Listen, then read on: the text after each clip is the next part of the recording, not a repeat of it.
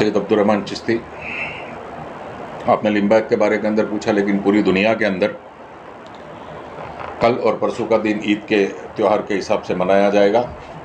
ईद की लफ्ज़ी मानी होती है खुशी।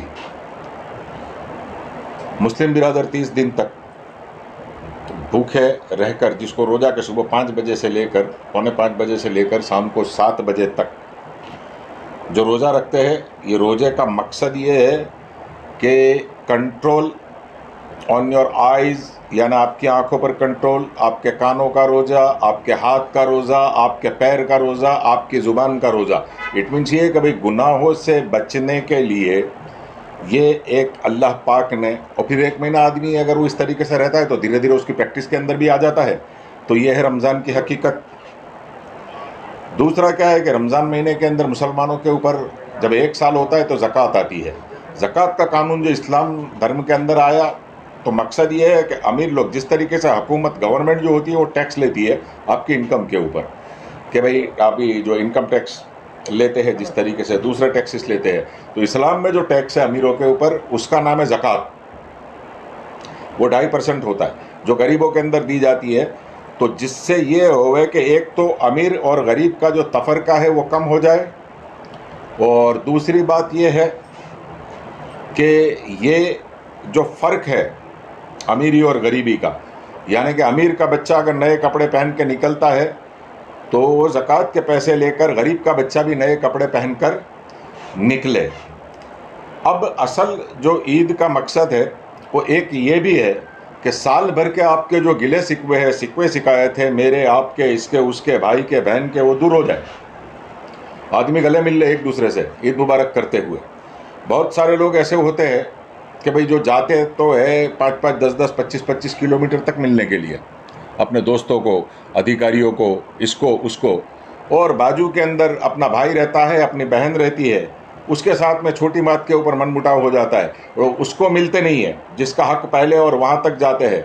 तो ऐसी ईद के मनाने का कोई फ़ायदा नहीं है कि अपने भाई को अगर आप मुआफ़ नहीं कर सकते और उसको अगर गले नहीं लगा सकते, तो इतनी दूर दूर तक जाने का कोई मतलब नहीं होता। दूसरी एक इम्पोर्टेंट बात इसके अंदर ये है ऐसा कि भाई ये जो पैगाम है रोज़े का, ज़कात का, तो रोज़ा जो है ये साइंस भी अगर इसके ऊपर इन्वेस्टिगेशन कर चुके हैं ये लोग कि इन 12 मंथ, 12 महीने के अंदर अगर आप 30 डेज़ आपकी बॉडी को रेस्ट देते हैं, यानी कि खाना पानी के बगैर में अगर आप निकालते हैं, तो साइंस ये कहता है कि भूख के कारण तुम्हारी बॉडी के अंदर एक ख़ास किस्म के कण या जम्स पैदा होते हैं। ये वो जम्स है कि जो आपकी बॉडी के लिए बेनिफिशियबल होते हैं। बहुत जिम्मेदारी के साथ में मैं ये बात कर रहा हूँ। तो बात ये आएगी कि पीर साहबों के धार्मिक बात के अंदर ये बात कहाँ से लेकर आया, लेकिन ये रिस्पॉन्सिबिलिटी, जिम्मेदारी के साथ में मैं ये बात करता हूँ।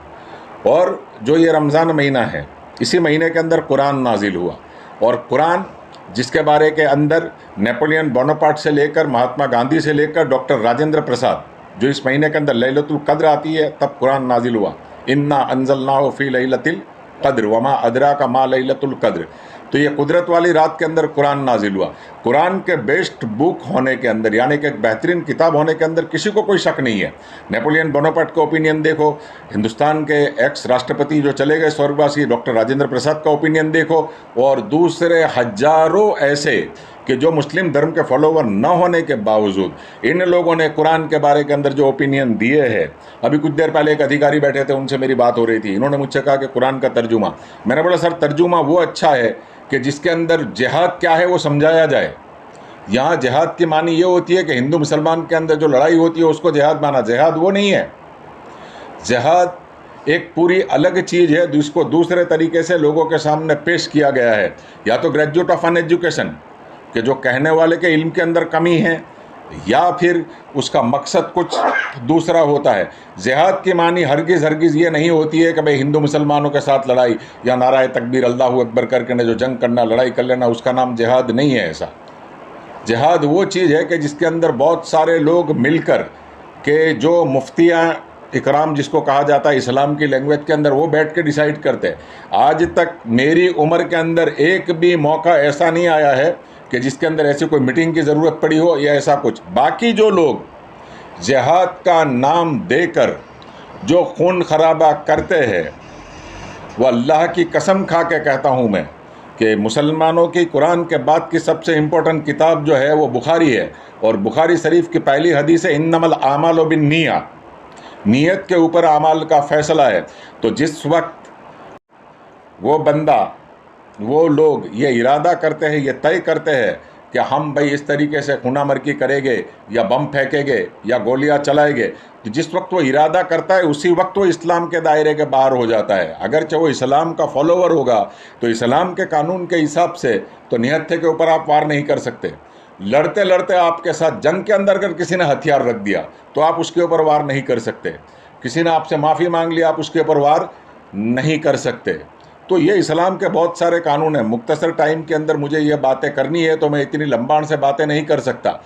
बस पैगाम मेरा इतना है कि इस्लाम को या कुरान को जिस तरीके से समझाया गया है वो सही नहीं है। या समझाने वालों की गलती है या समझने वालों की गलती है। समझाने वाला तो टीचर है तो सही समझाएगा, मगर समझने वालों की ये गलती हो सकती है।